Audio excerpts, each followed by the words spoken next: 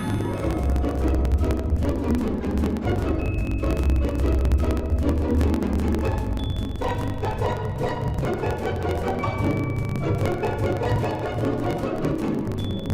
when the saints go marching in. Oh, when the saints go marching in.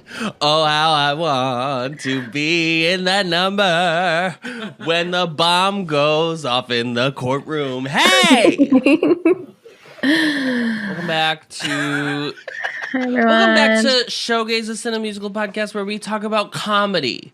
We talk about lively, fun, joyous, mirthful, even movies. About clowns. About clowns. What's funnier than a clown? What's funnier than a clown? I can't think of anything. So today we will be discussing 2024's biggest flop, Joker Folie à Deux. We are all so eager to talk about it, I'm sure. But first, we want to hear how everybody's doing. I'm Adam. Molly, how are you doing? I'm Molly. I'm fine. I don't have much How do you to feel say. after the movie? Yeah. Absolutely. RJ, feeling good after the movie? I'm RJ. I took a great nap after the movie. That's for sure. Oh, it put you right to sleep. Yeah. Mellowed me out. Lots to think about. Lots to parse through. Well, we'll be talking about dreams in regards to this movie in just a few short minutes. But Molly, we'd love to know if you have anything in the mailbag. I do, and I was ready to read it this time. Lucas G wrote us an email. Thank you, Lucas. Hello, SHOWGAYS. I cannot believe you're actually covering Joker Folie à Deux, you three toxic trolls. I would love to not hear the film versions of the songs, especially Joaquin Phoenix and Lady Gaga singing like they're auditioning for Tom Hooper's Les Mis after days of dehydration. Please at least play the Lady Gaga Harlequin album version of That's Entertainment to cleanse our souls and eardrums in the end. This movie is really bad and I can't defend it. I did walk out after Gaga's last scene on the stairwell. The best part of this catastrophe was the songs we got on Harlequin, which feature amazing vocals, while the worst part is that the film made Amelia Perez look like a well-made good musical last year. Yikes. Ah, well, that's life. Well, Lucas, if you walked out when Lady Gaga left the screen, you missed quite the ending, I have to tell you. There was some stuff that happened after that. I thought when that bomb went off, I was like, oh, well, and this is the end. And then the movie went on for like 15 more minutes. And I was like, why? Why? Obviously, Adam. So much to wrap up, obviously. Yeah. Well, Lucas, I won't be listening to your advice. I will be using the movie audio for the pod. And I'm not sorry. So, because if we had to listen to them, I won't use long clips. Yeah, but this is a historical document that we're making. Yes, this is analysis, in fact. Yeah. Analysis. So, we don't know why we picked this either, Lucas. But we did. The spirit called to us. We were spoken to by a voice from God. Adam felt the call to be a toxic troll some months ago, and we were on that plane. It created a splash when it came out. Sure. Listen, there's not nothing to talk about. Right. I'd rather watch this than I'd rather talk about this than talk about something that was like completely fine and nothing happened. So that being said, I would like to not live in the quagmire of this film for too long because it just feels bad. It's just a miserable movie. It's a miserable time. So let's. And there you go. That's our segue. Molly, you were tasked this week with coming up with a summary of Joker Folie à Deux in a minute or less, and your time starts now. Arthur Fleck is being held in Arkham Asylum while he awaits 5 murder charges. While there, he sees a music class as is infatuated by a young woman in this class who we later learn to be Harley Quinn. Fleck and Quinn start a relationship grounded in their mutual fantasies of musical numbers, while Fleck's lawyer is mounting a legal defense that Fleck should be acquitted by reason of insanity because he has multiple personalities and the Joker was who committed the murders. Fleck has some doubts about Harley when he learns she's lied to him about her past, but ultimately forgives her. Fleck garners a fan base who show up alongside Harley to cheer him on at the trial. He fires his lawyer and represents himself in court while in full clown garb. And in closing remarks, he admits that he's just been Fleck all along. Someone bombs the side of the courthouse, so Fleck is able to escape, but Harley abandons him because he abandoned the fantasy of being the Joker. Fleck is distraught and taken into custody. Later, Fleck is stabbed by a psychotic inmate, and the inmate carves his own face into a smile in the style of the Joker. Isn't that such a feel-good? It's a romp. It's a real romp. It's a farce. It's a real satire. Now, I want to play another game where Adam... We all kill ourselves because we watched this movie. No, Adam, what was the moment in the movie where you said, I can't wait to know. I can't wait to hear what Molly thinks about this movie. I don't remember what point was it. I'm trying. That's what I'm asking. I'm trying to remember. You did say you said that out loud. Because Adam will say that out loud for a movie that will, like, every let's say every movie where I feel like Molly will have an opinion. I'm Mommy, like, oh no, Mommy Molly, Mamacita. I'm always like I'm eager to hear what Molly thinks about this movie because. It's a very... I know she'll have a take. It was definitely... Hot Take Molly is what they called her in college. Yeah, that was my nickname. Wonder if it was in the... I don't remember either, but it was pretty early that I was like, I can't wait to hear. Yeah. Do you know who I watched this movie with? Your betrothed? My betrothed. Because I said, I must have a straight man's perspective on this film. That's true. Of course, well... That's who it's made for. It's not made for us. And would you like to know his review? Absolutely. Can I know? Had you seen the first Joker one? Folie? I had not. He had. Okay, cool. Okay, I just want to make sure. Okay, what did he think? What were the straight man's opinions? This is a quote. His review is, "It was fine." Oh, wow. Yeah. Wow. That was the analysis. He should be a guest. I think he'd have a lot to say. He has a lot to say about film analysis. He loves when I just talk to him about, the significance of things or sometimes lightly spoil things we're watching because I'm like, oh, they're setting up that this is going to be the ending. And then I'm right. Yes. He likes movies where we're like exploring the villain, But he was Did he like the first one? I think so, but just fine. Like I've never talked to him about it. It's not like come up as like a thing he enjoys. Did he feel seen in the character of the Joker? No. Is he an incel is what I'm asking? He's not an incel. No, he just I get this, likes an anti-hero story. Yeah. Breaking Bad, Listen, we all love Defying Gravity. We all love Elphaba. We just talked about it. Exactly. This is the same thing as Wicked, obviously. This is the straight Wicked. This is straight Wicked. Straight Wicked. This is straight Wicked. Wicked for the straight. Wicked for the straights. I get it now. But ultimately, he just was like, it's not impacting him in any real way. Right. Yeah. I'd agree with that take. Yeah. And I have some thoughts about why it is that the movie does not really impact you, even though there's a lot happening. Yes, they're displaying a lot of impact. Yeah. Well, first we have to talk about Molly. What is your enough about the betrothed? Betrothed. What's your relationship to Joker? Folie? Yes. I never watched the first one. I saw all the media frenzy about people loving it maybe for the wrong reasons, and thought that doesn't sound like something that's for me. And then when the second one came out, I thought that also sounds like it's not for me, and then heard that a bunch of straight men walked out because they were upset that it was a musical. So I did that, piqued my curiosity as a musical theater fan, but I also heard in general that it was bad, and I didn't know how much of that was from people not expecting it to be a musical versus it actually being bad. So I was curious to watch it for the pod, but probably wouldn't have watched it outside of this context. You know what I mean? Like, I wasn't that curious about it.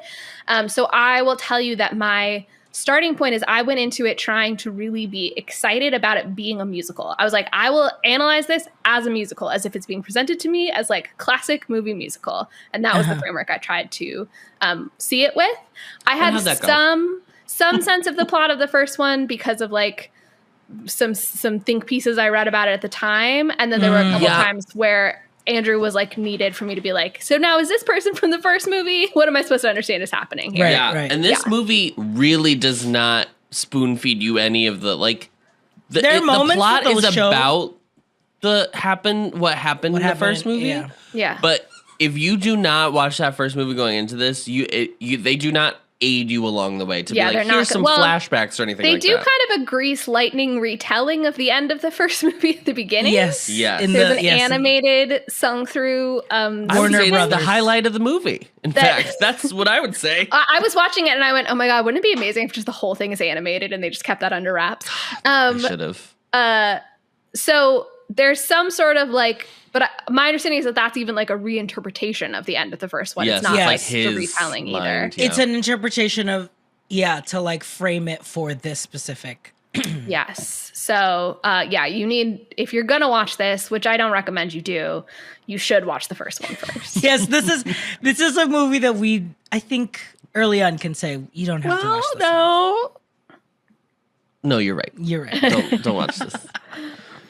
RJ, what's your background with I mean, just like through learning about superheroes, so I like knew the basics of Arkham and Gotham and Joker. When the movie came out, Joker, Adam watched it because that was during his time where he wanted to watch all of the Best Picture nominees. So he did watch that one. I believe I was second screening it because I don't remember watching the movie, but I do remember knowing everything that happened in the movie. You logged it. You logged it in Letterboxd and pretended that you watched the movie. Yeah. A real RJ move. I think that one and The Irishman, you were like, I'm here. Fully, I was like, I think by hour 3 of Irishman, I was like, I'm going to bed. Yeah. So I had the knowledge of the first movie coming into this. And that was pretty much it. I had just known that like, there were people that walked out because they didn't realize it was a musical.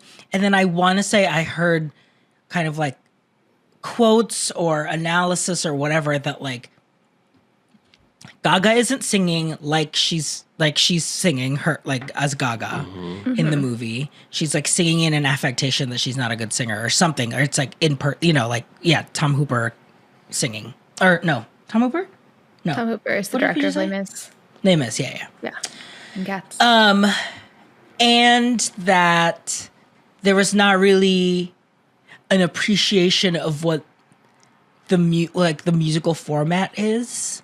I felt like I read it, but now I don't know because it felt like he had an understanding of what he was doing in the musical interpretations and the scene. So I was like, I don't think he's going into this like a Steven Chbosky, I hate musicals. Not like I'm fixing musicals. It feels like there is a genuine appreciation for musicals definitely underpinning this. Yeah. So that's why I was like, that was an expectation that I had that didn't really pan out. So I can tell you what you're thinking of if you'd like to have your mind refreshed. Is it NPR? It was an interview where he was quoted as saying, it's not really a musical because the characters don't just start singing randomly. They sing when they have no words left to speak. And all musical theater people were like, So it's a musical. So that's like the definition of a musical. That's like in fact exactly what it was. Yeah. And we define it. It felt like, I actually think we talked about it on the pod. There was or maybe it was like not recorded, but we were just having a conversation before after we were recorded an episode. But there was an energy from the marketing as though even though they had obviously made a musical, they were trying to distance themselves from being a musical because they were worried like the straight bros weren't going to want to watch it. Wouldn't do it, yeah. But then guess what? No one watched it. People got mad that it was a musical because you didn't market it as such. Yeah. Although I don't think even if you had marketed it as a musical, the musical theater fans would have come out in droves to see it because it doesn't.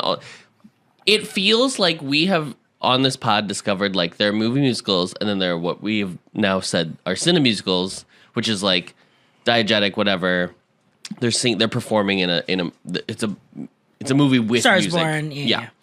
This feels like its own kind of separate entity where like the whole film, like none of the songs feel like they're really singing them, but they also are actually singing them in space. But they're all like this twisted.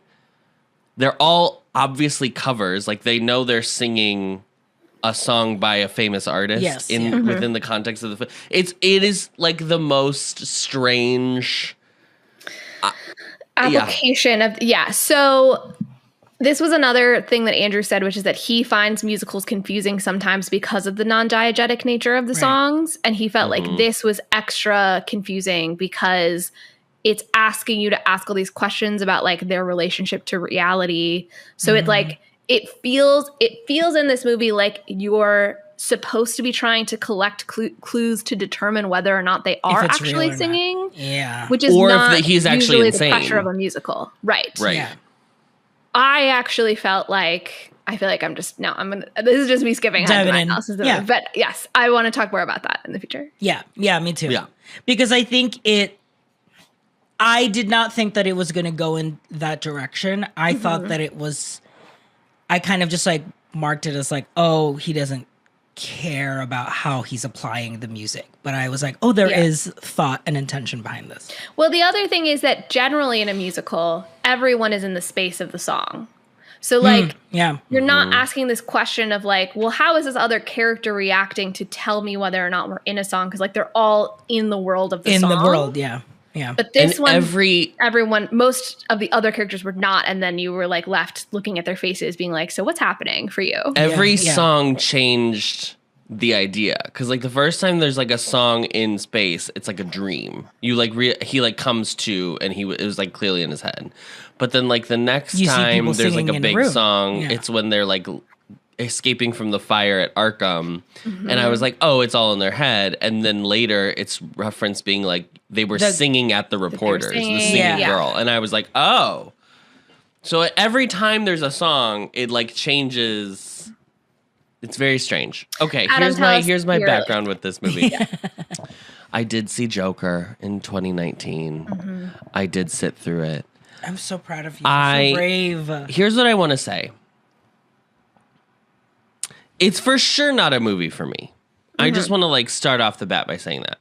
I think back in 2019, maybe I was a bit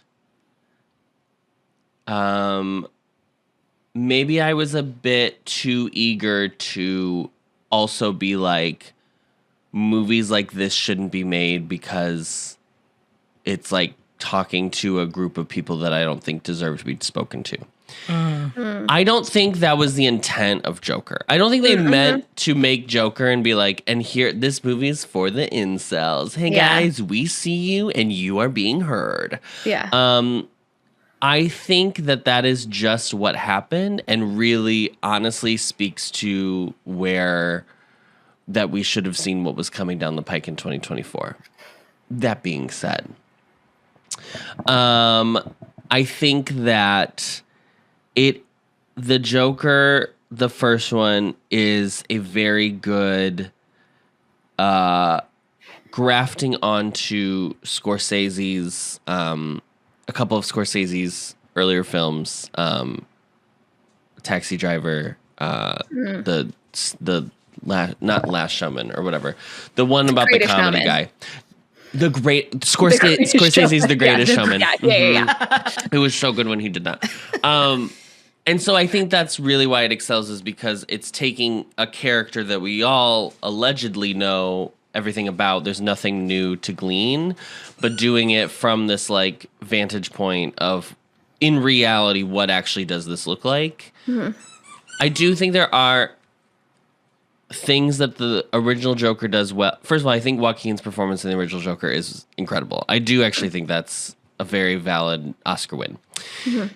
I do think that, while again not a movie for me, I do think the way it shows a person being able to be pushed to their breaking point is fascinating. And I think if it was probably any other person other than like just a white guy, like I don't think their backlash would have been as crazy as it was.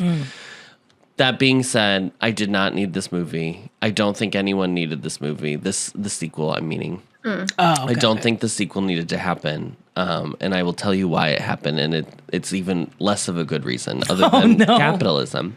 But yeah, I think that's my background with this movie. I did not love the first one, and I was not eager to watch this one, but I chose it, so here we go. Mm-hmm.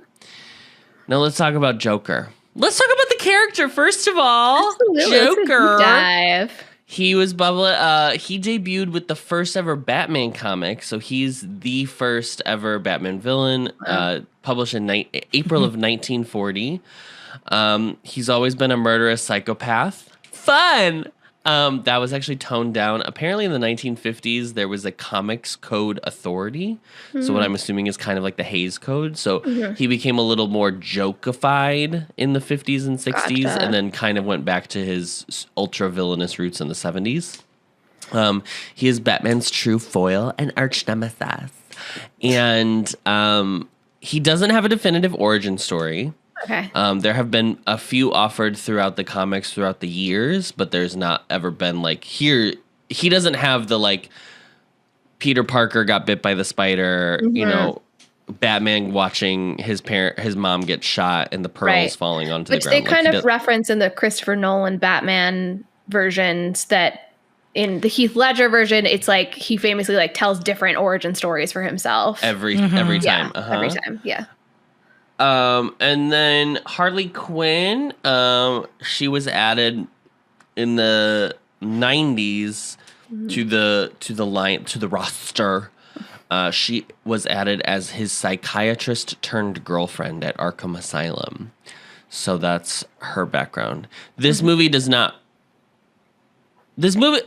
of all, the Joker films are separate from like regular comic book movies.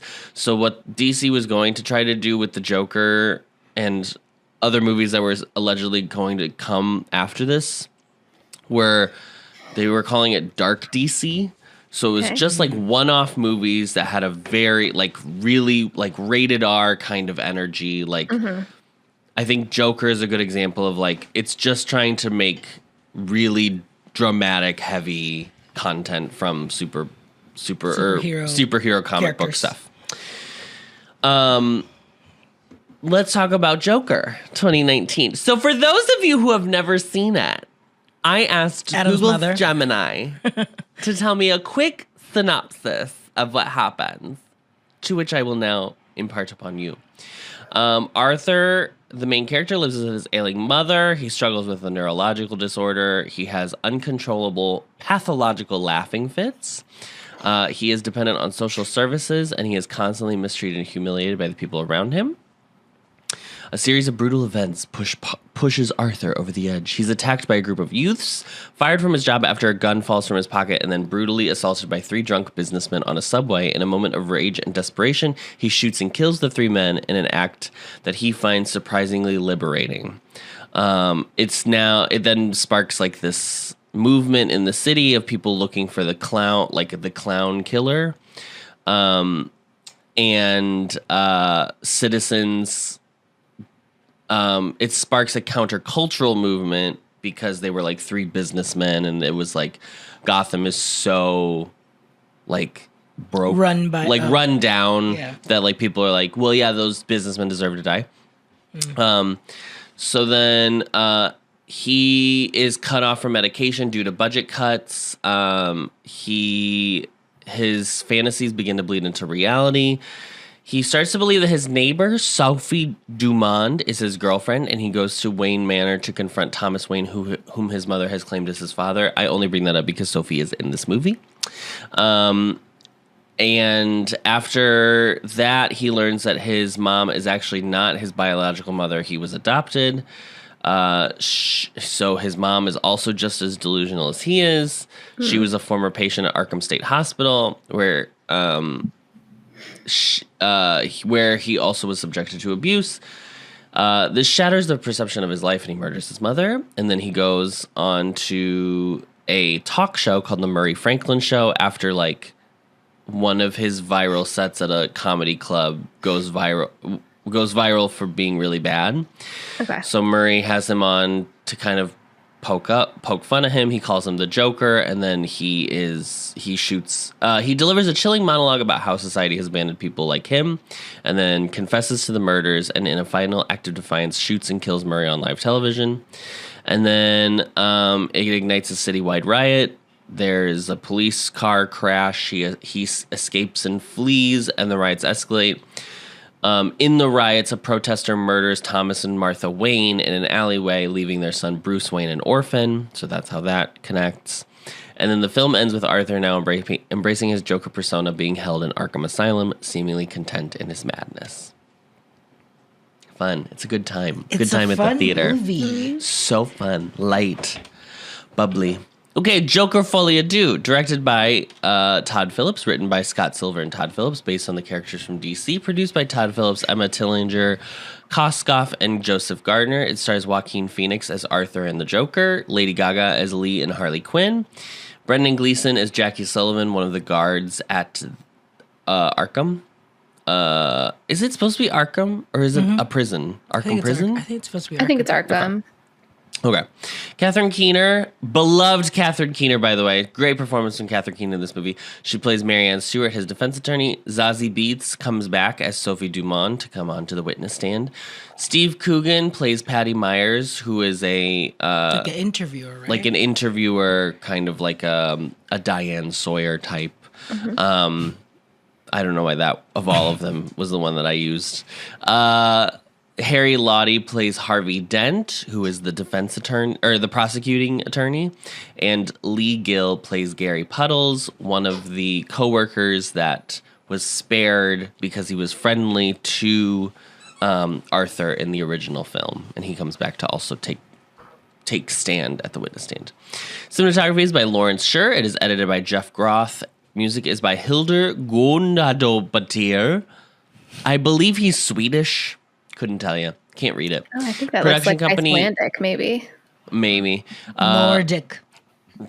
It is produced by Warner Brothers Pictures in joint effort. It was distributed by Warner Brothers, and it was released in the United States on October 4th, 2024. Its running time is 138 minutes.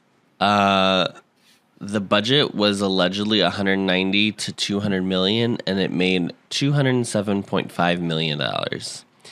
The budget obviously does not include marketing costs, so this movie is the biggest flop of 2024, losing approximately $125 million.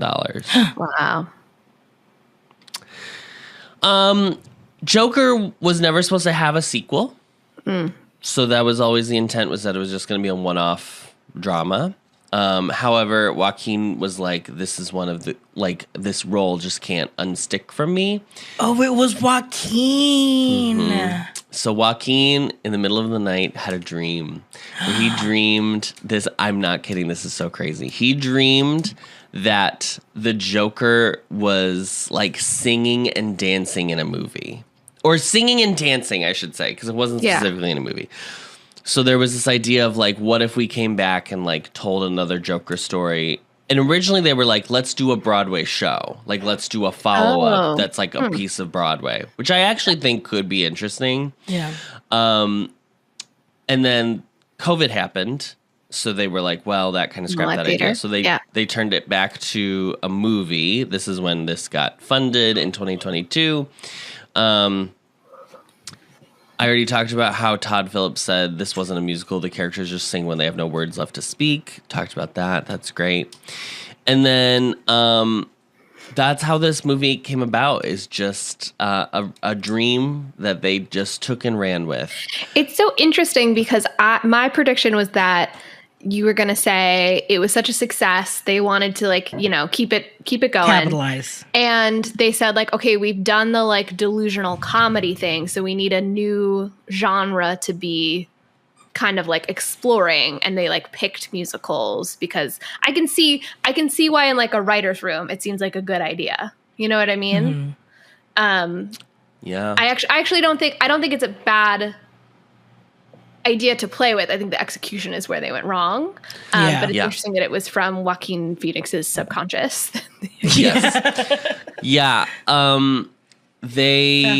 They approved it, and because obviously the first one was I can't even explain how big the first one. The first one was such a massive success that they basically just gave him a blank check and was do whatever you need to do.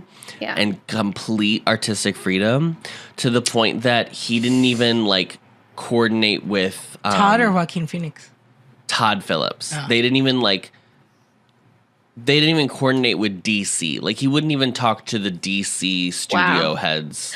So that's why if you notice the top of the film, it doesn't have DC as one of the studios, production studios for this movie, because they had no say. They went rogue, basically.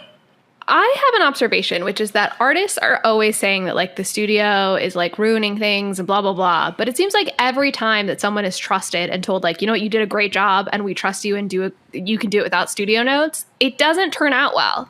I cannot think of a single example of a movie where somebody was given full artistic freedom that it was and thank goodness they did that, because this person really, they get Star Wars it. prequels, Molly, as you're aware, the prequels, since you're a big Star Wars person now. I've become a Star Wars person.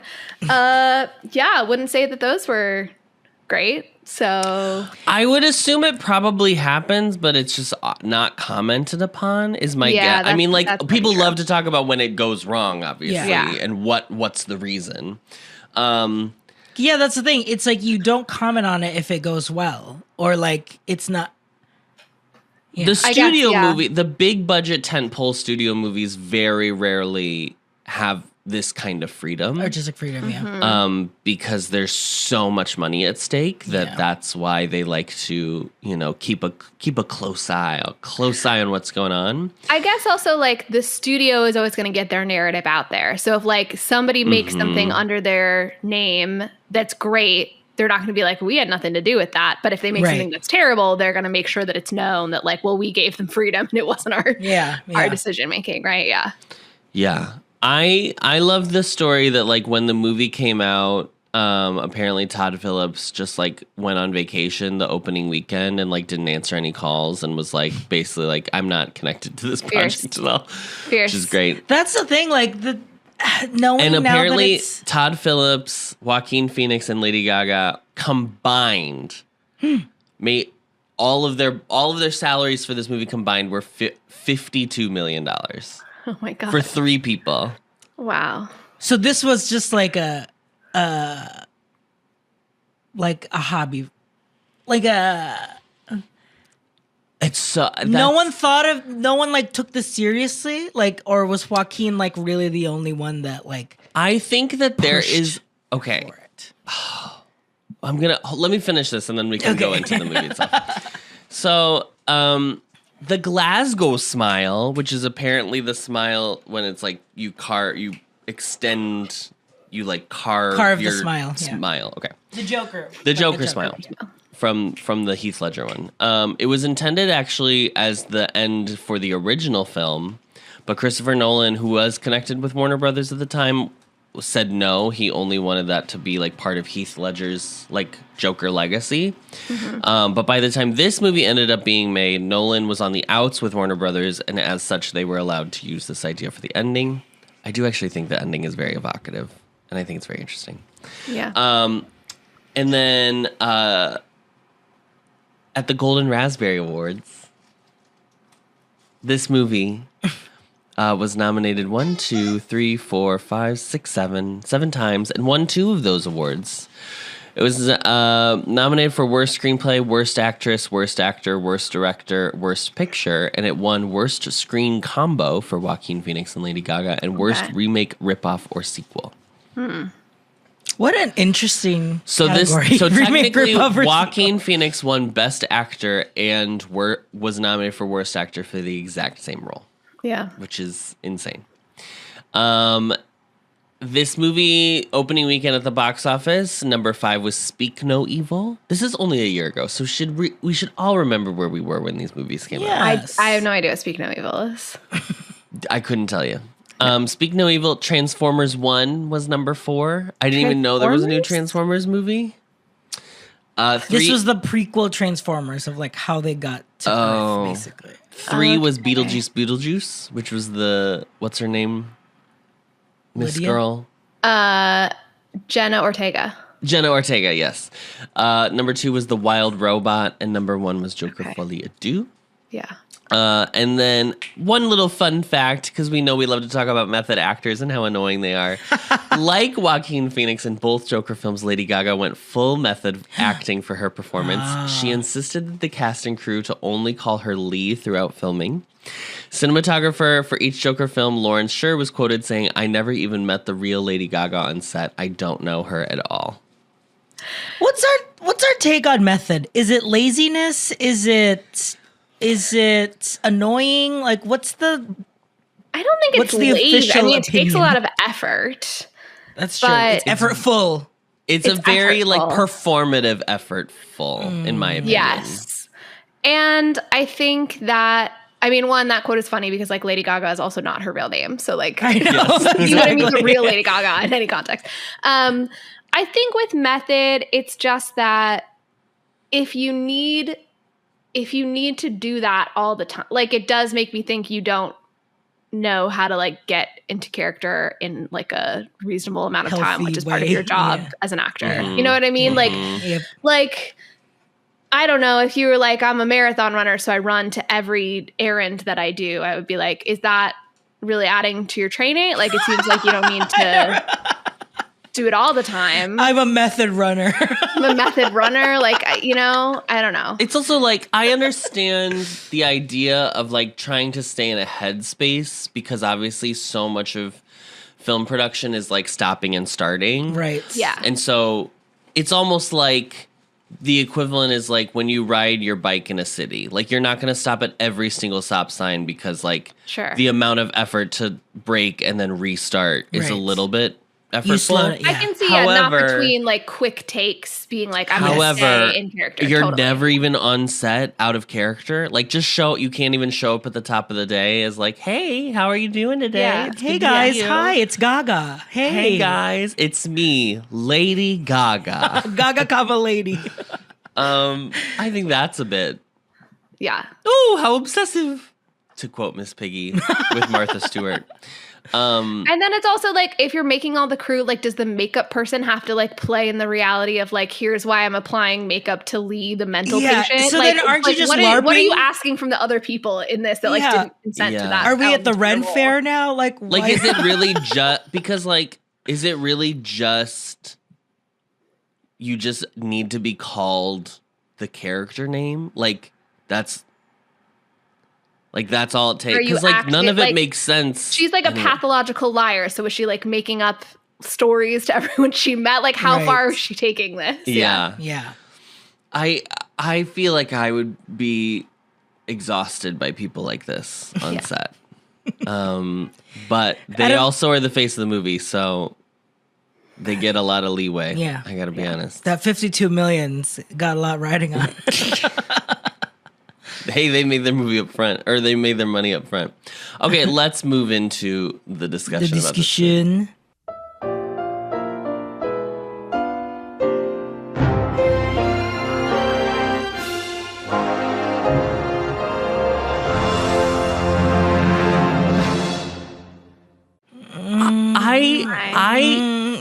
I did not think this was like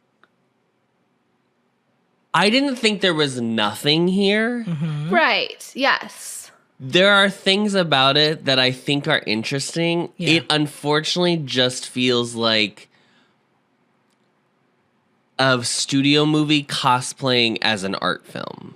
Because I do feel like it is like trying to do so many things all at the same time. And it doesn't, because I think Joker had like the bones of those Scorsese films to work off of. Like this doesn't have the same kind of blueprint to follow. So I think it gets a little lost. I also think it's, I think what is a good jumping off point for this, which is what is the central dramatic question of this movie? Great question. Will he be absolved? Is it about absolving him? Well, that's okay. So I don't think it feels like by the time the movie gets made, right? Like let's put aside the like dream. Joaquin Phoenix dream of it all, which is waking up in a sweat, completed package that they're presenting us. Yeah, right. It feels like it is an answer to the blow up. It is specifically addressing the blow up of Joker 2019 in all forms. It is addressing, to me, it feels a meta commentary about the first film. And I don't think it's like not obvious that's like they make the populace being so obsessed with just the Joker that when he like reveals that he's like just a guy. It's just me, it was actually just me the whole time, they're like so disappointed that it wasn't this like heightened surreal thing that they like leave the courtroom and discuss. I mean, I think it's poking, I don't want to say poking fun because I don't think that's the right words. Where's the fun? Where's the fun? Where's the fun to be poked? I think it's criticizing both people who, I think Todd Phillips made a movie being like, you weren't supposed to watch this movie and be root like for Joker. Not root for him because he is the main character of the story. But not apply it to your life. Right, but it's not supposed to now be your like aspirational, not resonate with him. It's not supposed to become your politics. Yeah. Okay. Yeah. But also, it's criticizing. I think it's trying to criticize the other people on the other end of the spectrum who were like, "Shit, like this shouldn't be made ever." Blah blah blah blah blah. I think it's trying to have its cake and eat it too, and kind of ends up muddied in the middle. You are making a thematic argument. Yeah. I asked because I don't think there's a central dramatic question. Okay, yeah. Yes, Molly's like, I need a plot. What's the plot? This is what I think the issue. This is where I think like our issues stem from. Is that there is not a clear central dramatic question. Yeah. I don't understand what the stakes are because it's like he's already in prison and then is he going to be convicted to like or he's like locked up in an asylum that's awful and it's like will he get off where I think he's just going to stay in this asylum that's awful or like have the death penalty and they're like both bad options. So like I feel like the stakes are confusing. I have a lot of actually like complaints about how the legal system is portrayed, but like in general, like it's not clear why we should care what the outcome is. It's not clear like where are we going with this relationship with Harley Quinn? Like what is the question about this character that we're trying to raise by putting him into this position of being in a relationship? Like it's not clear. I guess based on like now having seen the whole thing, I was like, I guess it was all about like, was the Joker a distinct person or is he just the same as Arthur Fleck? But like, it didn't feel like because they leave it so ambiguous what Arthur feels about that argument that his attorney is making for so long. I didn't really understand what it meant for him to finally say it was just me. It was me. Do you know what I mean? So like, I didn't know why we cared other than how it impacted other people. And that's the thing. I didn't leave the first movie asking that question either, well, or you even didn't leave curious. The first movie. Yeah, I never left. I'm still there. He's still there because he fell asleep, and it's just been the first movie felt like it was very clear that it was Arthur, and that he became a product of everything that has happened to him, and so this is him. I don't know. I never had the question of like, is the Joker? It really does feel like Todd Phillips was like, okay, let me try to come up with a plot of why would the Joker be singing because that was the dream.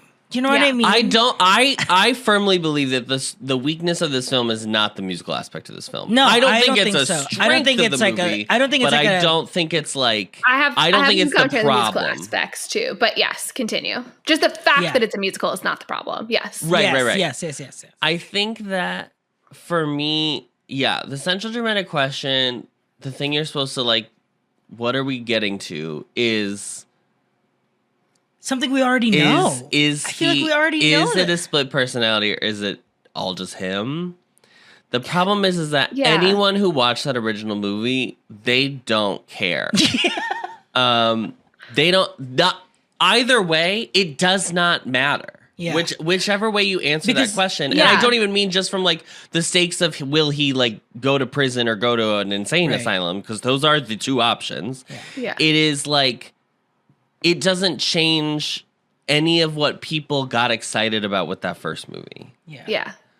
And so it feels like for so much of it, it's like, oh, that's just the legal defense. Like, I didn't even realize how important it was going to end up being to like the climax of the film, because I was like, oh, I thought this was kind of a distraction. Yeah, and for him, like he was like, wait, was that really me or was that a personality? I do think it was interesting to have this as like a facet of this film, only because I think when often in media, when the idea of like having an insanity defense is used, it is like people look upon it like it's like, oh, you're trying to use this to get out of like an actual sentence for this crime. And it's obviously not what an insanity defense is. That is the point is not to like lighten the sentence. It is just ideally it is to actually ascertain whether or not someone was in their right mind when they did such heinous acts, so that we can get them in an appropriate response. Yeah, Andrew and I were talking about this after. Usually when people get that sort of like acquitted by reason of insanity, they're forced to go into a mental institution and usually they usually end up spending more time there than they would have in jail had they been convicted of the crime. Yeah. It's not like a better situation. I do think that was interesting. I do think there's some aspects of like the way people view like the general public's perception of crime and like the lasciviousness of like all the true crime. Like I think there's like that aspect too. Like true crime had a really big boom obviously in the 2010s.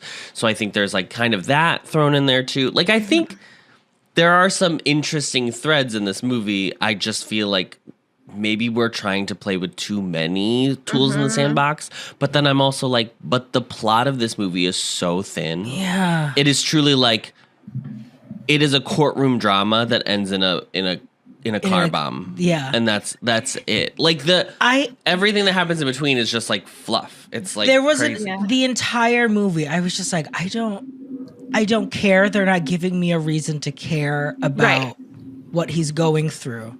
And it doesn't feel like I think the brilliance of Joker 2019 is that it really did feel like a character study of how does someone descend into madness in this way. Like how frightening it is to be so close. And maybe for a lot of people, they realize like, I'm not too far away from this myself, from having not a great job, not a lot of like benefit, not a lot of like support for my community. I too could be driven into situation. This.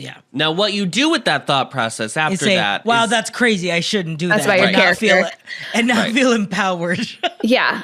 I think the other big issue with this is part of that losing the central dramatic question is what purpose are the songs serving? And we started to talk about this of like, it feels almost like the songs are there to like show me that he's detached from reality. But I was like, I knew that. Like I knew that not even seeing the first one. I know they're detached from reality. It starts in a cartoon, for God's sake. Yeah.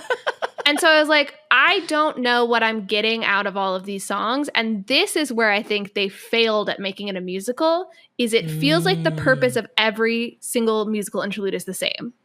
And the purpose in a good musical is to drive the plot or characters forward. And it feels like it's like if somebody made a musical where just every number is an I Want song. And there's never like any variety in the purpose of the songs. And so it would be like, I'd be like, okay, another another song, you're crazy and you're crazy together, and I get it, but like, where are we going with this, and why should I care? Yeah. Mm-hmm. Yeah, it all just comes back to, is he insane or not? And I don't think that's a good enough thing to hook this because you already know, on. even if you don't know anything about the Joker, you're like, oh, he's the villain, he's Batman's biggest villain, and if through like pop culture osmosis, you know that he's crazy, he laughs or whatever. Yeah. You already have a conceived notion of like, yes, he's insane. Or yes, he's not in his also, right mind. Like, here's another issue that I have with it. Do we believe him that the Joker is not I mean, what does it mean to have like a fully separate personality? I'm sure is like a topic that a team of psychiatrists could debate forever. But like okay, so you're telling me that the first movie ends on like, I've embraced this Joker persona. And then I guess we're starting the second movie with this, like, it's very clear they're like, oh, why don't you tell us jokes anymore? Like, he's depressed. He's like not embracing the Joker thing anymore. So he's like gone into a funk with the Joker thing. And that Harley kind of like brings him back into that. Stop taking your medication. Stop taking your medication. She draws the clown face on him. Like she's pushing him into that headspace, let's just say. Let's not debate if it's another personality or not. And by the end of the movie, he's like arguing for himself in a court of law, which is a terrible thing and no way that a judge would allow it. And he's like in full clown makeup.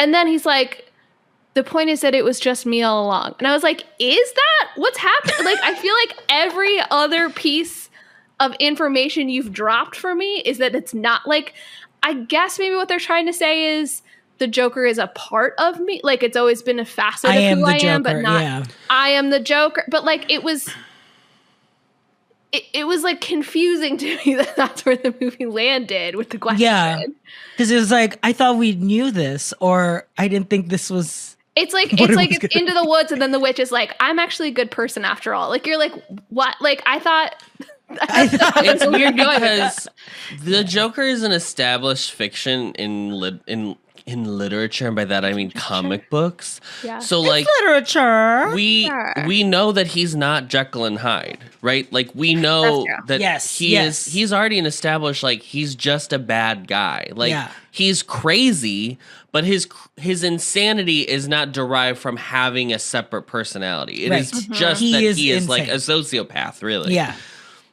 I think that like the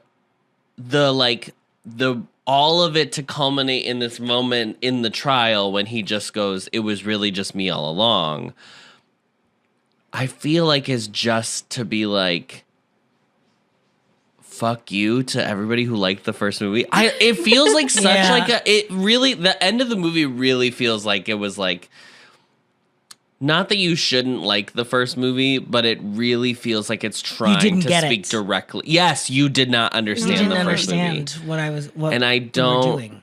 I mean, obviously, I didn't have strong feelings about the first movie, like positive feelings, but I don't know why. I don't get the point of like trying to do that. Why make this movie? What are we getting at? Yeah. Yeah. It felt like it was an aimless movie because like I didn't feel like I wanted to care, but also I was so confused as to what did it want from me? Like, what did it want from me? What did you want me to get out of this? Yeah. So the problem, I think we should make clear is like, the problem is not that it's a musical. We love musicals. I liked there was a variety in genres of music being used. Like, some of them were classical musical songs, some were like 60s pop. Like, there was like a variety of things they were pulling from. I think that some of the like, I loved the like Sonny and Cher set and costumes and stuff. Like, some of that stuff was cool. So we have no issues with the movie having the idea of using music, but it didn't know what it wanted to do with those songs, and it didn't use them effectively. Yeah, because it didn't have anywhere to progress towards, because it didn't have a clear. It did have somewhat of a central dramatic question with this Joker, Arthur Fleck, are they the same person? But it wasn't even. It felt like the relationship between that and the Harley Quinn relationship was like a little bit confusing at times, and that was like what we were spending most of our time on, was this relationship between them. And yeah, they were all just used to kind of like, I need to parse through my thoughts. And like like every single number was kind of like just him reacting to what was happening in a musical format in his head. And like, yeah, you're right. It never changed. Like the genres changed and the style changed, but the way it was used, it was the same every single time. So like it got repetitive. Like that, there was that one song that he sings on the phone to Lee. And like that entire, like that was him actively singing on the phone. But like I had been so tired by because like every musical number has been the same, that by the time we got there, that he was actually, singing it to he's singing to a voice message. I was like, I've been so defeated by this point, or so exhausted by hearing music that I don't really like, I'm not connecting to this anymore. Yeah. I have one exception, though, to my point that the music was not advancing the plot, which is that we do find out, I'm going to say roughly halfway through the movie, that Harley Quinn was lying to him about her background. She told him, like, I grew up in your same neighborhood. Like, she presented them as having a lot of things in common that are not true. And when his lawyer tells him this, he acts like he doesn't believe her, and that's not true, and blah blah blah.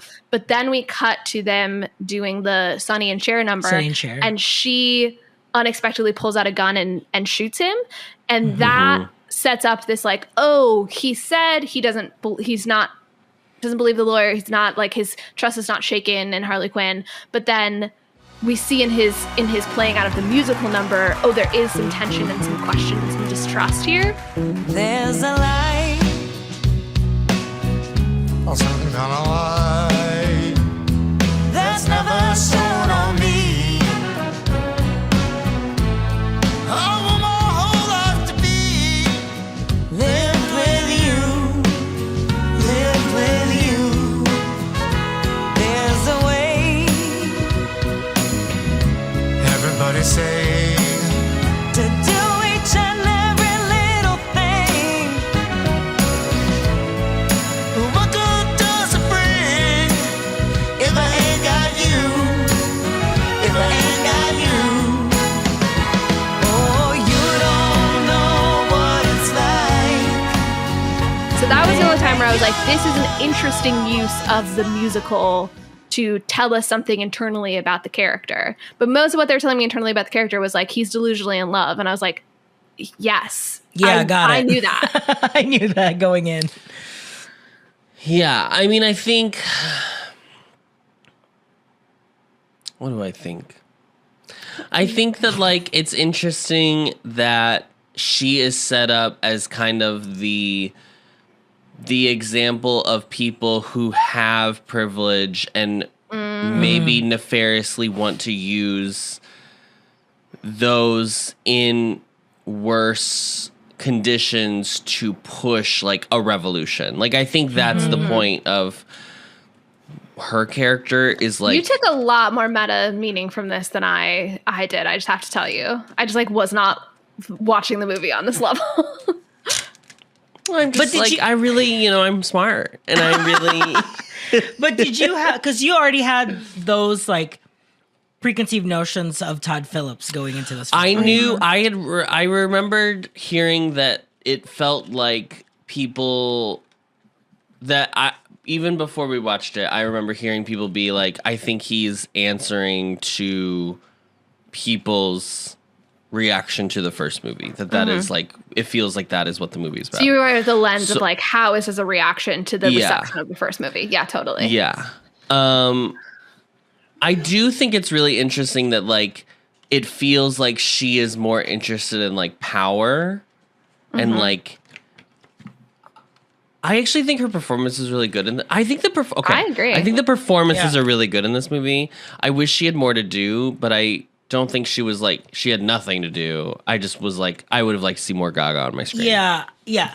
Well, a shocking thing for a gay man to say. Part of that is that she is a great actor. Like, she's compelling on screen. Part of it is that because the first movie did the legwork of introducing you to Arthur, like, they're not really exploring his background very much because they assume you already know that. And so she is the new character that, like, they're kind of giving you information about, so you want to learn more about her.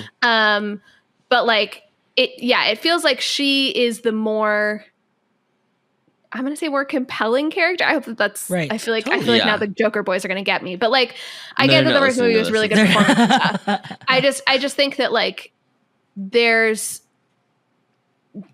more mystery with her character that you want to kind of learn about, and also like she's this more like extroverted, interesting character that like lends itself better to being in musical numbers too. Yeah. Well, it's interesting because in the actual like story of Harley Quinn, she, like Adam mentioned, like she was a psychiatrist in the original story, not here, that she was a psychiatrist at Arkham Asylum that basically like the Joker indoctrinates to believe him. And so she's the one that kind of helps him escape. She becomes a devoted follower of his. There is obviously supposed to be something, and Todd Phillips has said there's something supposed to be very like what the Manson girls loved about Charles Manson. Like there's something supposed to be like the adoration of a truly deranged individual. Yeah. That is compelling. Which like I do think it's interesting. Like this character is the person, like it is in a person of like, I am in love with the Joker fantasy, and so I wish it was just that. So like I did think that was interesting, but yeah, I wish it confused me not confused me. It did affect me at the end of like, oh, she's not going with him. Because I was like, oh, I thought that like she would kind of buy into this whole thing, or maybe she would be like, well, now that you're free, let's just build this up again or whatever. But the fact that she might fully rejected her, try again, was interesting to me too. Yeah, I mean, I think they make it very clear that she's only into the Joker element of him, which is well, that's well told and conveyed. Yeah, but. Otherwise, I think the problem I also have is like that because they established that she's a liar, like my understanding is in the first one, there's a lot of like, why did he turn out this way? And like, we never really get any like true backstory on her. So I was a bit frustrated, and that's like, okay, like you can tell a story that way, you can choose that. But I was like, my expectation going into this is that like, this is a film series that's interested in like exploring the why behind a character, and I feel like they didn't do it for her. Yeah, she's just like she's there fully formed, and like she just is a pathological liar, and that's just her deal. So you don't really Well, since we watched this movie earlier this year, I think we have to listen to her rendition of "If My Friends Could See Me Now" from Sweet Charity. Yes. All I can say is, wow, just look at where I am. Tonight I landed, pop, right in a pot of jam. What a setup, holy cow. I'll never believe it if my friends could see me now.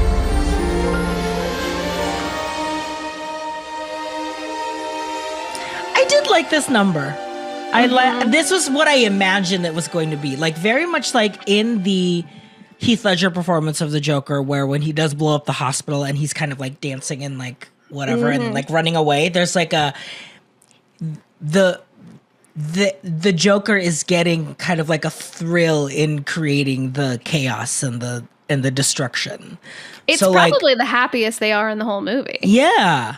So I was expecting to have more of this. Like I didn't expect it to be as like all the numbers would be so introspective, like it's like him imagining things. I thought that like they would be free and they would cause rampage and like they would be having fun, Bonnie and Clyde moments and stuff. Yes. Yeah. I liked that it was a fun number. I liked the use of Sweet Charity. I think that like actually like she's a pretty delusional character. I think it was like a good This is where I was probably most hopeful of like, oh, these people like like musicals and like kind of get it. And I was like, maybe I'm gonna like this because I'm a musical person. There was a shot that was in a reference to the umbrellas with Cherbourg too, and I was like,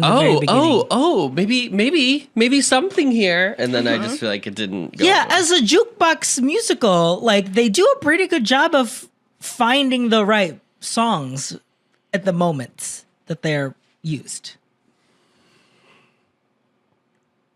Yeah, which one was the one that she wrote? She wrote a song called Folie. Deux. There was one song that was like The Joker, but I guess that was a real song. I wasn't sure. Yeah. Boy, I think, you know who I think is actually really good in this movie is Brendan Gleeson. He's like the security or the superintendent or something. Warden. He's like one of the, I forget what they're actually called, like the corrections officer. He's like very scary in this. Yeah. He's famously, a lot of people know him for being Mad Eye Moody. But I liked this dynamic that they have where it's this frenemies thing. Like he obviously has the power because he's the cop and Arthur is under arrest, the inmate. But like he doesn't ever, there is like abuse that is referenced, but it only happens like after he talks about the abuse in the courtroom, that then he like takes it out on him in like a really violent way. Yeah. I do think like they could have done more. I feel like a thing that people really liked and I think really works is that the first one is such a tension pressure cooker. Like everything keeps happening, so when the release happens at the end, it's very cathartic. And I think the catharsis really is what people respond to in that movie, probably more than anything. This movie just doesn't have that. There is no built tension at any point. Because there's no such dramatic question. Because there's no dramatic question. And so there's nothing. Even when the car bomb happens at the end, it almost feels like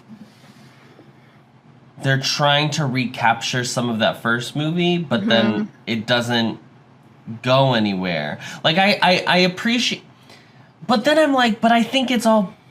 I think it's all supposed to... Like, I do not think it's not intended this way. Like, I think it's very clear when you watch it that it feels like it's, like, kind of meandering, because I think that's actually the point, is that, like, he did all this stuff, and now we're dealing with what are the repercussions of all these actions, right? Like, now we're gonna get into the mundanity of how does a group of people move past this, right? And the weird stuff that happens, right? People all of a sudden get very invested in this guy who, like, they see as like a figure of like a kind of countercultural figure, right? So they get very Luigi Mangione, if you will.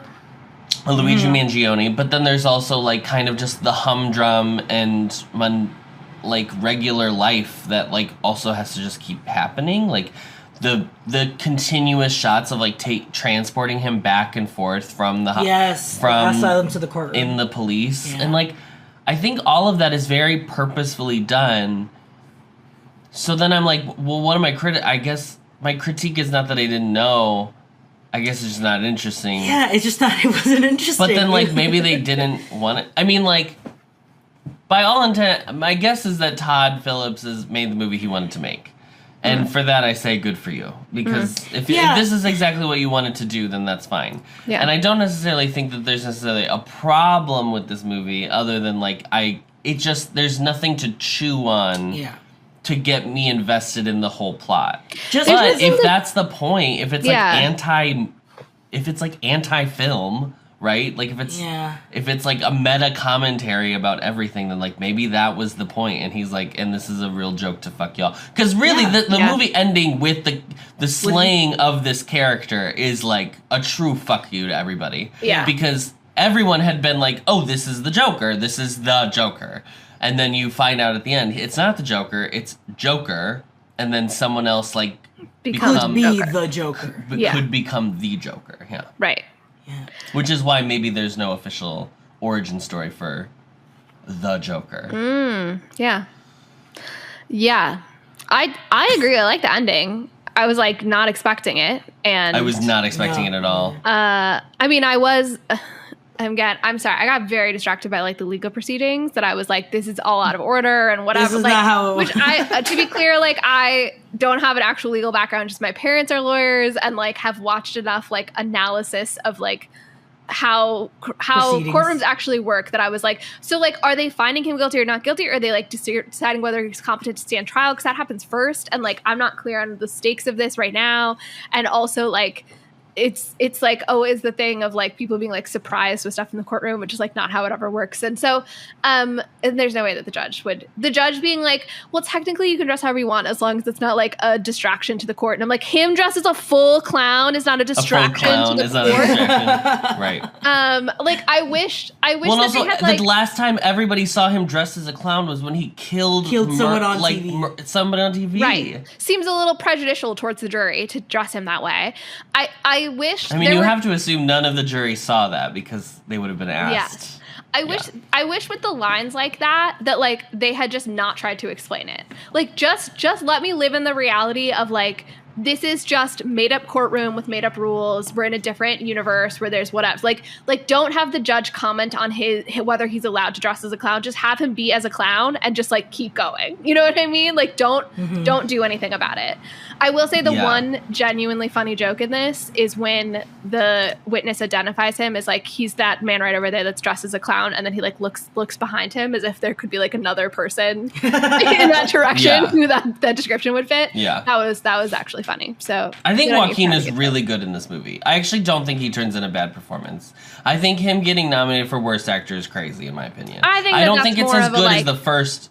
Totally. Yes. Yeah, I think you have to take a Razzie as sometimes more like, I didn't enjoy seeing you in this movie more than like you did a bad job as an actor. Yeah.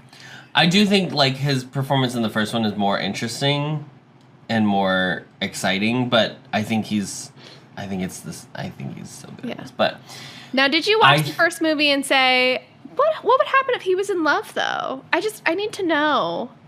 How would he be affected by a relationship? He had an imagination of a relationship. Like the whole Sophie plot was kind of like, what would this character be? Or like, how would this character have a relationship or like someone he's into? So that's why I was like, even with this, like with Harley Quinn, I'm like, it feels like it's going to be the same kind of beats already when he tried to come up with a relationship with Sophie. And is it the same? Because I genuinely didn't see it. So like, does it feel like it's similar? There's a bit of similarity of like he's imagining like a relationship, but I think because now it's just in musical format, I guess.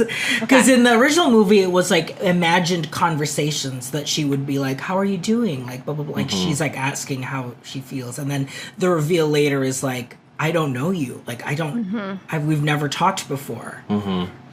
I think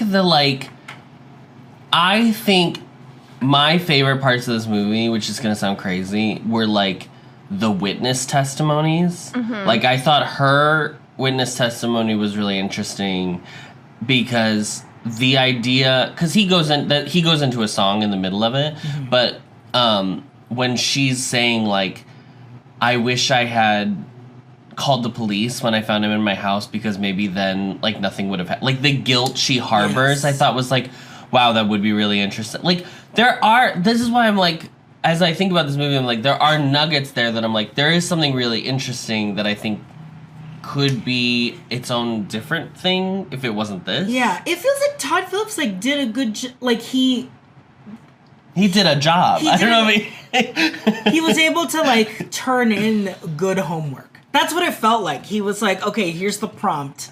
And so he was still able to turn in something that was like, oh, yeah, okay, like I can see how like this was like well made or like well created. I think that Puddles guy testimony is really fascinating, and when he's like, I'm scared every day now, I can't work anymore, like I think that's horrifying. That like it affected me, and I didn't see the first one, so like I don't have any relationship with this character already, but like I can tell that it matters to Arthur, because Arthur did consider him a friend, that it matters to Arthur the idea of like, wait, this guy has a negative opinion of what happened. I loved, RJ, you calling it turning in the homework because I'm now imagining this as like a 24-hour play festival. That's what it feels like somebody got the prompt of like write a musical that's a sequel to The Joker, and they like, and if they did this, I'd be like, dang, that was really clever, right? But like for a full $200 million movie, maybe not. Yeah, maybe not. That's the thing. I think that's how it works. I think that's what Hollywood is all. It just is. It's just all the same shenanigans we were doing, but just with big money. Yeah. Yeah. Is there anything we feel like we haven't touched on? Yeah. Her outfit when she goes full Harley Quinn, absolutely. It's so good. The with diamond the tights, or like at the end of the movie? When she has like the full makeup and she has like the tailored on the stairs. She's like doing her own Joker makeup. So good. It's so good. Yeah. And then the walkout from the courtroom in silence. Yeah. I even liked the addition, like the if you noticed when they go into, so her hair in this movie, she has like her roots are coming in. Like she has probably like 2 inches of like dark hair before her platinum hair. Very, very RJ. But when they go one of the into best ways to shortcut this character's a mess is giving them really obvious roots. Yes. Yeah. But when they go into the Sonny and Cher dream sequence, she has like her roots are fully done. Yeah. So I feel like there are like details about this movie that I'm like, it's very clear there was thought. This is not a movie that someone slopped together, right? Yeah. Like there was a lot of intention. I just think it was probably not what anyone was asking for. I think I read one of the reviews when I was Wikipediaing it, but someone says like it felt like a very expensive art film, like a version of an art. Didn't you just say that? Like it feels like a version of an art film. Adam said that. I think what you're remembering with the review is something that Adam said earlier on this podcast. Yeah, I think someone reviewed it on a podcast called SHOWGAYS. Someone said from something. A famous. Yeah, but that's what it really does. It feels like them trying to make an art film.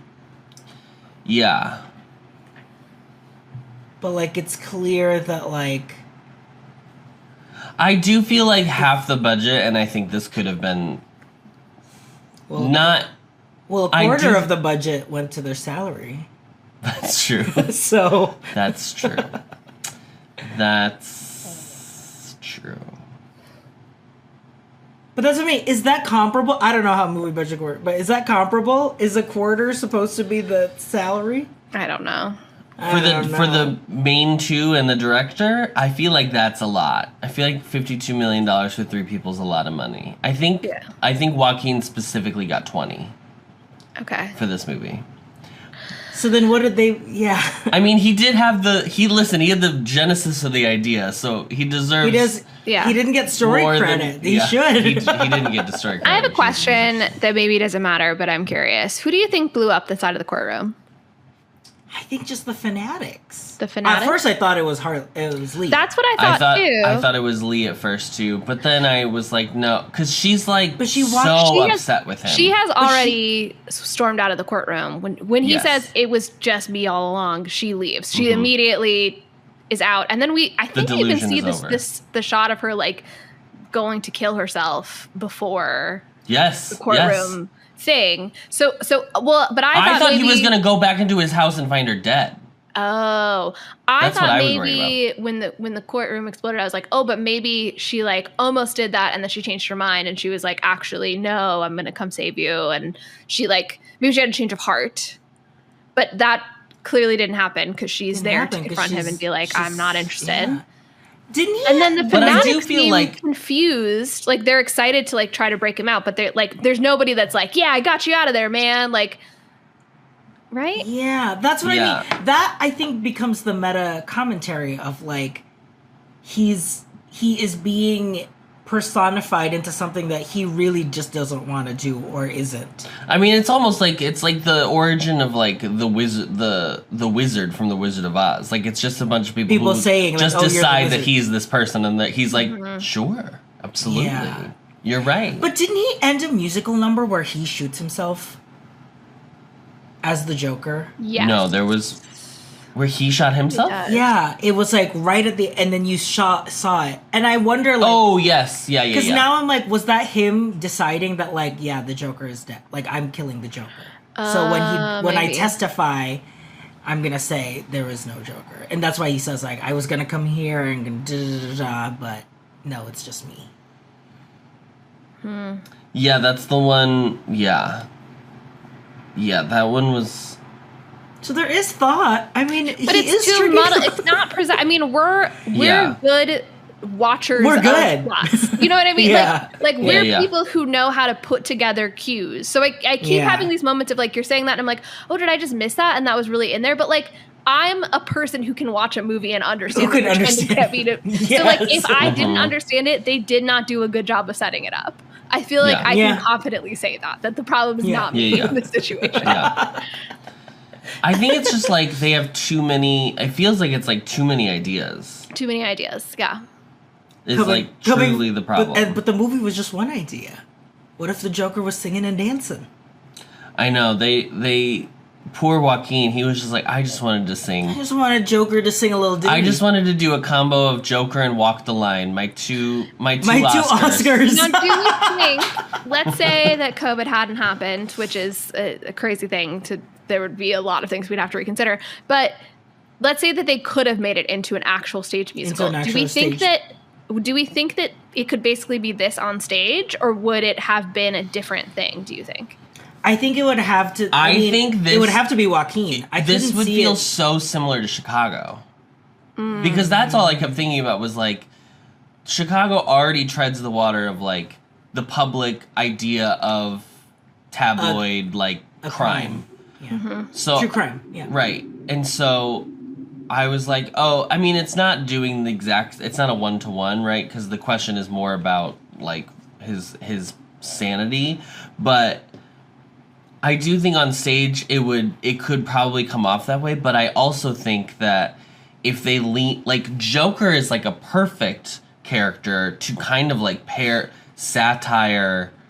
I know I've talked about how I'm like tired of Broadway satirizing itself, but I feel like him doing it as like ideas in his head that all come to life. Like I actually think this could really work on stage. Yeah.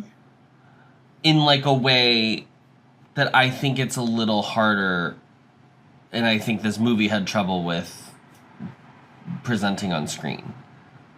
Because like I feel like doing like some of those numbers where you like have the courtroom and you have those witness statements and then you bust a song in the middle of it while they're still giving their testimony, and like maybe those two things are happening concurrently to put the audience at like a what am I supposed to be hearing? Like I think that could also be real. Like there are ideas there that I think could be really interesting on stage that probably work better because you're willing to be more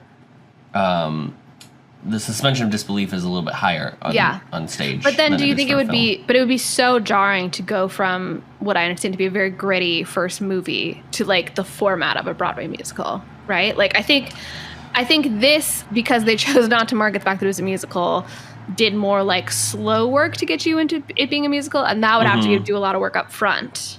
Yeah. I think. Yeah. But I think you could still make a very gritty. I actually really like both Joker and Joker 2. I really like the production design, like that kind of like 70s browns, mustards, beige, like olive tones that the movie it like is so set in that time period, which is usually I feel like a lot of the time it's used to be like really vibrant and like peppy or like hippie, whatever 70s energy, but like this is so sour and so like solemn that I think all that could work on stage. And then when it does, like when it opens up and it becomes like he's the MC or something, because like you can have him do a full cabaret MC song. Like I just feel like the options are like so unlimited with the stage version. And like Broadway people would be like, "Oh my God, I know all the references." So this is why. Yes. Yeah. It would be in some ways a better audience to market it to. Although I don't know if enough of them would have enjoyed the first one enough to be hooked on it. But I think if it got good reviews, people would check it out. Yeah. And it would have to be like a one act. It would not be able to be like two acts. Yeah, cut it out. Cut it down. And then I also think that if I'm putting myself in the circumstance of like I actually watched the first one and then I went to see the Broadway musical, I feel like it would feel like, oh, he's already like let go of reality, right? Like like it being translated into like now it's just a stage show would feel like an admission of like we're another level deep in the inception of like this guy's brain too, in terms of like, because as you're saying, like I do expect more suspension of disbelief in a stage show, so I'm going to be like, okay, so like there's no rules about like this has to be real life in any way, but that could be kind of fun. But I think it would like be a hard sell to get enough audience to get into both, you know? Yeah. It would be very interesting. But I do probably think it probably would have worked better on stage. With all that they were trying to achieve. I think being on stage too would have helped. Because honestly, you could use the like Fanatics as a Greek chorus. Yeah. Yeah. I think by being because on they stage, are kind of their own like complete unit that like is its own character. Sorry. Being on stage would have helped them focus the problem that we had of like there's too many ideas. Yeah. It would have forced them to be like, okay, let's streamline a central dramatic question. They would have needed a dramaturg. Yeah. You can't flounder like what we're trying to do with him in a musical. Because you have to have people's attention in person like that. And this movie didn't do any test audiences. They just opened. I could tell. Yeah. But out of Venice, it got the same because they both opened at the Venice Film Festival. I think Joker won the like Golden Lion, which is like their Palme d'Or. Wow. This one didn't, but it got similar reviews from critics. But was this one very middling? Where she was like, oh, okay. Was this the one where she was on the boat? Like Lady Gaga was on the yacht, like. No, that was A Star Is Born? Was Star Is Born. Okay. So you're thinking of Lawrence Sanchez Bezos. Oh, pre her wedding. Yeah. Of course. Yeah. Of course. Well, I think that's it. I think that's enough of that. We saw it. We saw the movie. Okay, let's move on. Cause when you're smiling, the whole world smiles with you.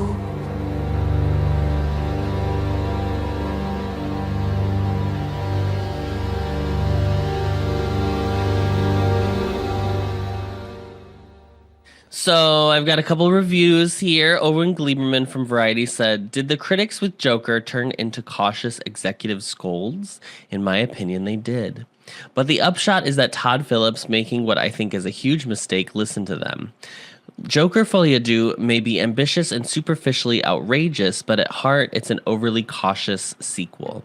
Phillips has made a movie in which Arthur really is just poor Arthur. He does nothing wrong and isn't going to threaten anyone's moral sensibilities. In fact, he actually blows the only good thing that ever happened to him, winning the love of Lee's Harley Quinn, because he denies the Joker in himself. He's now just a singing and dancing puppet clown living in his imagination. Is that entertainment? Audiences, I suspect, will still turn out in droves to see Folie Deux. But when it comes to bold mainstream filmmaking, it's the scolds who are having the last laugh. I agree that, well, I think that analysis of art is really important, and I like doing it on this podcast. Artists should not listen to their critics. I feel more and more this way as I get older, that people don't make good art when they have too much of the voice of how people receive it in their head. Yeah. David Rooney from The Hollywood Reporter says, but for a movie running 2.25 hours, Folie Deux feels narratively a little thin and at times dull. Phillips and co-writer Scott Silver in the first Joker had the sturdy bones of not one but two Martin Scorsese films, Taxi Driver and The King of Comedy, on which to hang their story and set their tone.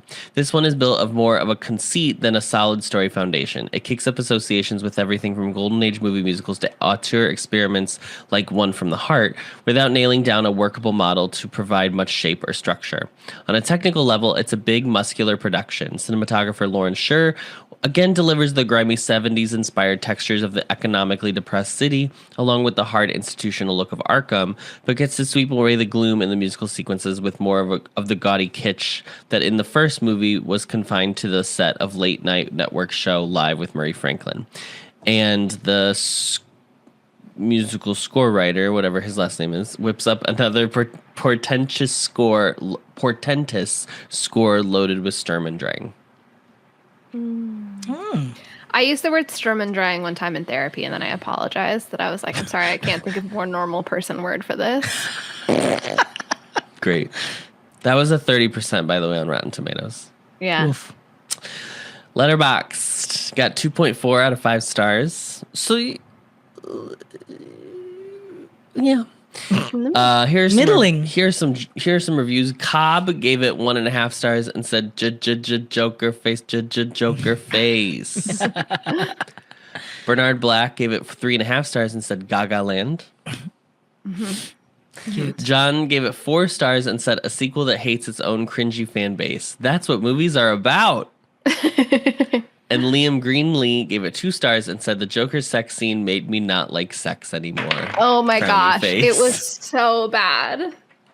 It is. I was like in the middle of it. I was like, I think every movie Gaga has like a gratuitous sex scene in every movie she's Oh my done. God. The House of Gucci one is With her jiggling breasts. just screaming. Yeah. It's so funny. It's the most somber scene of that It's variety also the I've ever fact seen. he finishes very quickly. Oh, I thought you were going to tell me that they like really. Oh no. Those No. crossing the boundaries on set. Okay. No. Well, there is method. I don't know what to tell you. Their method, you know. Their method. Yeah, that would have been the sign to me that maybe she was into the Joker, maybe more than she was into me personally. Also, you don't know each other. That would be another reason He's not to think that. interested in seeing the signs of how she feels. He's embracing the fantasy. That's one thing that's made very clear. Yeah. Yeah. All right, Molly, who's your MVP? I'm gonna give it to Lady Gaga. Thank you for letting me go first. I do think that while I wanted to know more about the character, I really enjoyed her performance in a movie that I didn't really enjoy. Mm-hmm. Yeah. RJ?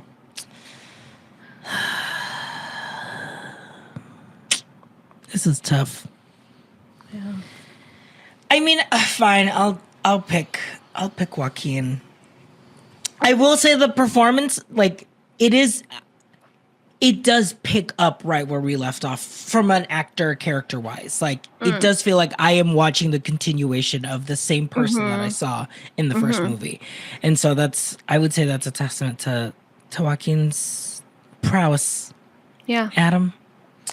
I have to look up the person's name, so give me just a moment, please. He's gonna pick the guy who plays a psychopath at the very end. That's my prediction.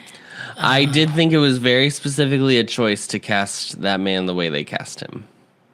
Who? The guy who kills him at the end. What do you Which is mean? just like a very 20-year-old average looking like white a bro. average looking guy. Yeah. Mm-hmm. Production designer Mark Friedberg. That is my... I really like the way they make both of these movies look. I think it really makes it feel like a 70s New York that people talk about and lament that we miss old New York. It was so real. It was so dirty. And then I watched this movie and I'm like, I would never want to visit this ever. Yeah. Ever in a million years. Also, the color blue of the cop cars pops with this like cinematography color grading really well that I think looks really good. But because they have like kind of a yellow tone over the whole movie. So it looks really cool. I like the look of these movies a lot. Molly, do you have a closer? Or were you busy writing your little synopsis? Now that I know that this was supposed to be a stage show, pick another dramatic movie that we should have an unexpected stage sequel to. Ooh. Oh my gosh. Conclave. There's an ad for Conclave where they always say it conclave, and I think it's hilarious. Yeah, Conclave. Conclave. Yeah, give me the popsicle. Popsicle that rocks. I want to see the popsicle. Yeah. Now, traditionally, musicals are only good when there are nuns in them, so you're gonna have to work in some nuns, I think. But there was nuns. There was nuns in yeah. Isabella Rossellini can come back. Isabella Rossellini. She's in Conclave. You haven't seen Conclave. I haven't seen it. Sorry. You'd really like it. Yeah, it's pretty good, actually. It's about Gonzalez, something we all know. I love it.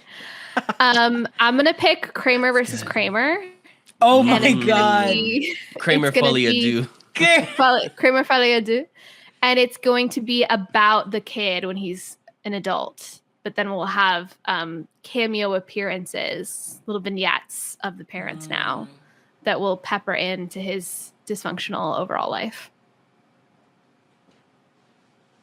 Kind of a company feel. And if you're involved, we will make sure that the court proceedings will be accurate. On point, please. Yeah. People will rave. Wow, I felt like I was actually in a court proceeding. Yeah. It was dry as heck and accurate, and that's exactly how I like my musicals. Okay, I'm just looking at a list of movies. Okay, I think Tar would be really interesting. I did not see Tar, so I really shouldn't speak to it. Is that the sexual harassy cello teacher one? No, that's no. Okay. It's not that one. Tar is the one where it's about female maestro. The female maestro played by Cate Blanchett. And she's like doesn't she like sexually harass her student or something? Or I'm conflating two. It is cello. Maybe. We never saw it, so Adam doesn't know. Oh, you never saw it. Okay, great. Oh yeah. Great. It would be great. Okay. It would be great on stage. I know more about the movie that I picked than you did. I just thought about it in terms of like the music I think could eat. Not like a cello themed musical. Yeah, that would be good. If I have to choose one that I saw, I have to go back then to back when I used to watch these movies. Marriage Story for sure. Oh yeah, but that's Kramer versus Kramer. That's a Kramer versus Kramer answer. Yeah. Can I change mine to Marriage Story? Actually, I think that'd be even better. Yeah. What other ones do I like? Oh, Phantom Thread. Oh, Phantom Thread is so good. Yeah. That would be great. And what would be the plot of the sequel? I don't know. They'd figured it out. They do it again. I'm just giving them options. Even more Phantom, even more threads. Even more Phantoms, even more threads. Do you know what Phantom Thread's about? I do. I had a friend describe the plot to me. I don't want to. It's so good. It's such a slay. He's the only producer. Isn't that crazy? Okay, that's it. That's it from us today. This went on way longer than I thought it was going to. I'll be honest. Adam did not want to spend any more. I was like, we won't have much to talk about. Okay, and from all of us here to all of you at home, have a great night. And see you in a couple weeks for the next one. We used to not announce it. You would just play it. I know. Yeah. It's the producers. Woo! Let's go. A comedy! Comedy. Thank God. Let's do it. Thank you for listening to Showgays, a Cine musical podcast. This episode was edited and mixed by Adam Noecker. This has been an Ampliverse production. You can find the Ampliverse on Instagram, Threads, and YouTube at the Ampliverse. Check out our full roster of shows at theampliverse.com. If you'd like to send us your own takes on the movie we just watched, reach out to us via email, and we might just read it aloud on the show. Our email is showgaysmoviemusical@gmail.com. Don't forget to follow us wherever you get your podcasts, and please rate, review, and subscribe to help others find the show. And now, as always, the show must go on, so stick around to hear what we'll be watching next episode.